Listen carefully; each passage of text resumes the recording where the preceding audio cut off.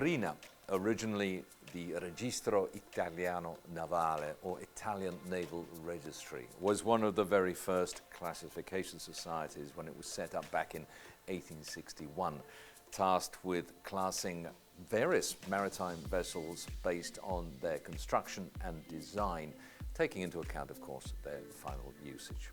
And to find out more about their many responsibilities today, joining us in the Boat Show studio is PAOLO Moretti. Welcome, PAOLO, who is CEO of Rina Services in Genoa.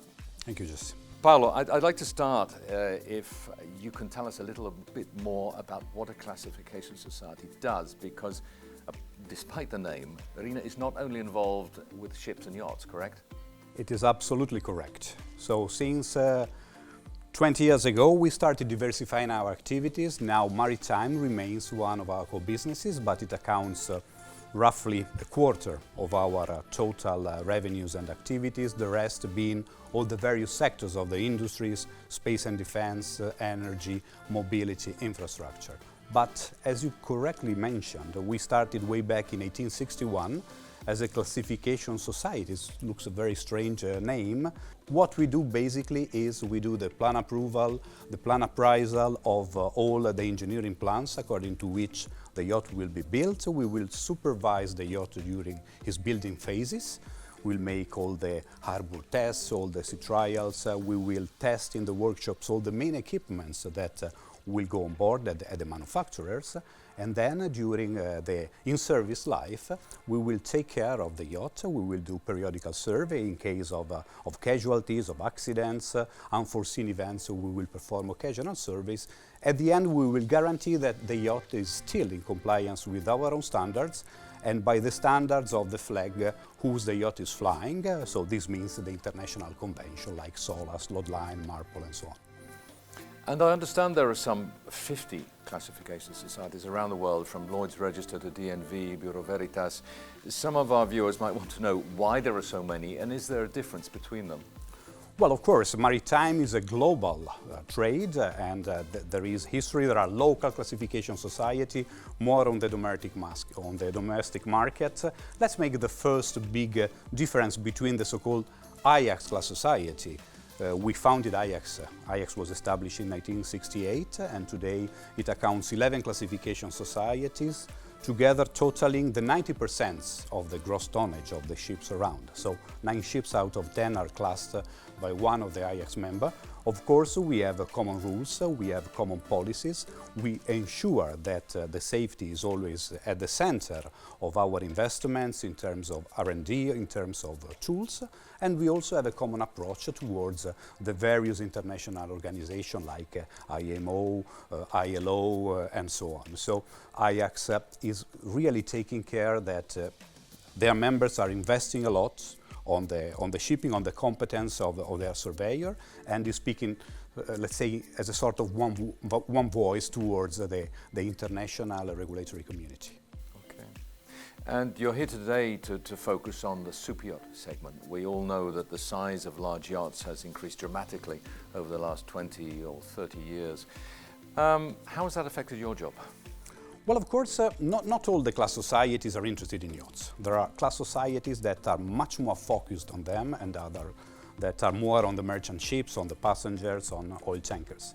We have this peculiarity that we supervise and we certify yachts of all size. Recreational craft from 10 to 24 meters, and bigger yachts, the so-called large yachts over 24 meters, up to the new passenger yachts that are becoming pretty much similar to small passenger ships, rather to the old, let's say, stereotype and idea that we had about yachts. So our job is affected in such a way that somehow we are doing a sort of a cross-fertilization between our expertise in the passenger ships, in particular the Expedition, the Explorer, the luxury cruise ships, and these yachts that are increasing in size. there are similar issues about, of course, aesthetical and functionality aspects that are different from a merchant ship like a bulk carrier or oil tanker. And so you have, of course, to always to respect the rules and the regulations, but always having an idea that this is something unique and different from a traditional ships in service, in trade to carry oil or bulks. And we hear about a lot of numbers involved in the classification of super yachts. You mentioned the 24 meters in length overall. Another one is 500 gross tons, for example. What are the various classes or categories of yachts, if you like, and how do the regulations change between them? Yes, of course, there are a lot of brands. Because if you look at how the industry categorizes them, you will have small yachts, super yachts, mega yachts, giga yachts, and so on. Let's say that we remain more focused on the first threshold that is below or over 24 meters, because this implies also a difference in the type, in the competencies of the people, of the crew that you have to put on board, and according if it is a small or a large yacht, typically the various flag administration has a different set of safety rules, because we don't have to forget that apart from Rina or Lloyd or DNV, the IX members, each flag administration has its own set of rules for the statutory parts. Coming to these rules and regulations, of course, the other big difference is below or above 500 gross tonnage, in particular if you are engaged in trade, because in this case you really enter in a regulatory framework that is more typical of commercial ships, and somehow you have to adopt the convention like SOLAS or load line to the peculiarity of a boat. The last category that has come over the last 10 years, I would say, is the so-called passenger yacht, so those yachts that are carrying over 12 passengers. And in this case, as I was saying before, you are really going towards a sort of passenger ship or small passenger ships. Mm-hmm. And another major difference is the yachts which are designed and built for private use and commercial use or charter. You hinted at it there. What are the differences in terms of the regulations? Yeah, this is really probably the most important difference. Of course, it still depends pretty much on the flag that you're flying, on the size of the yacht.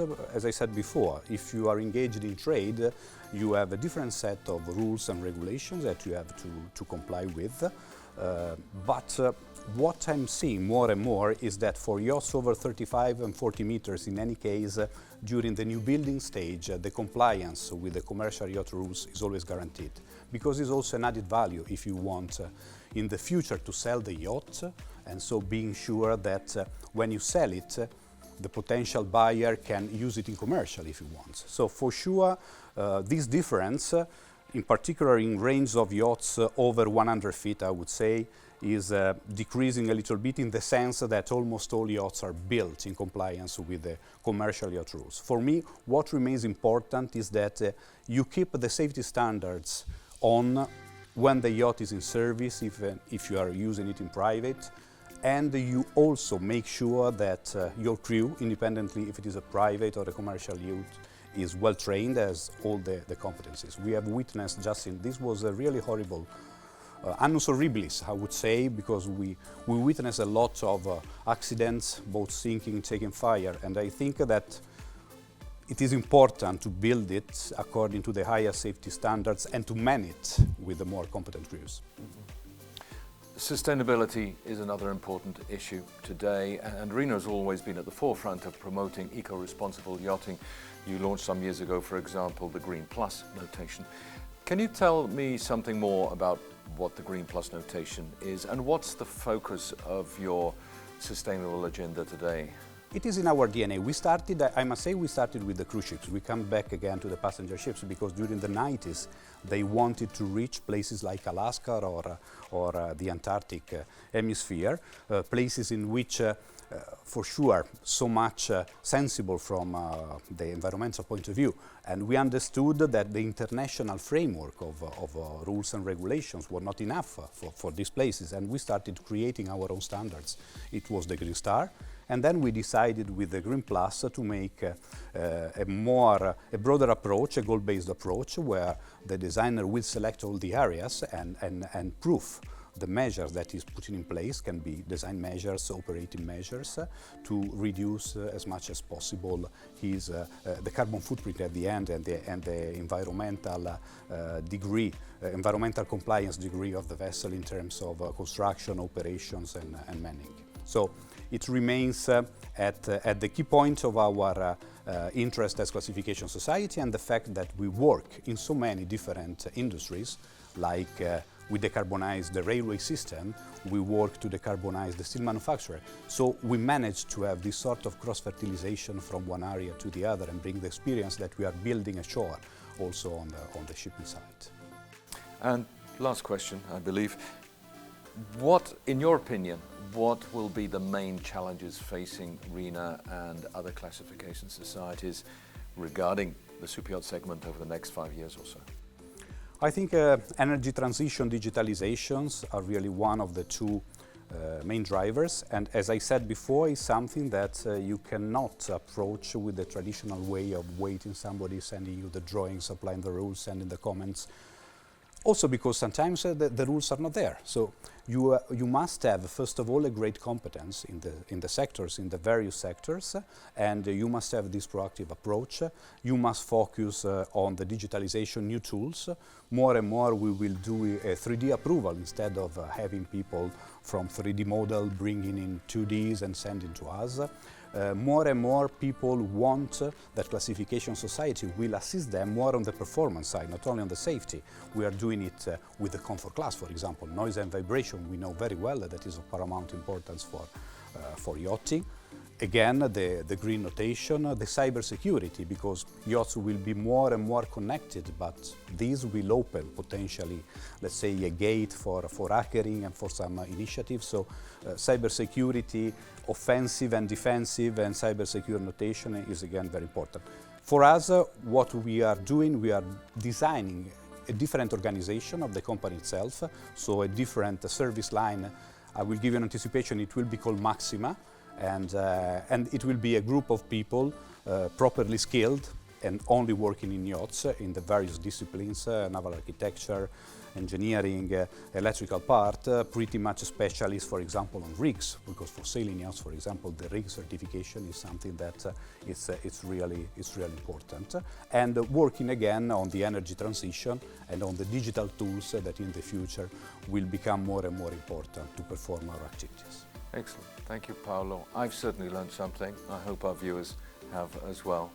Thank you very much. And that's it for today, but I hope you'll join us again soon for another interview in the Boat Show studio. Goodbye.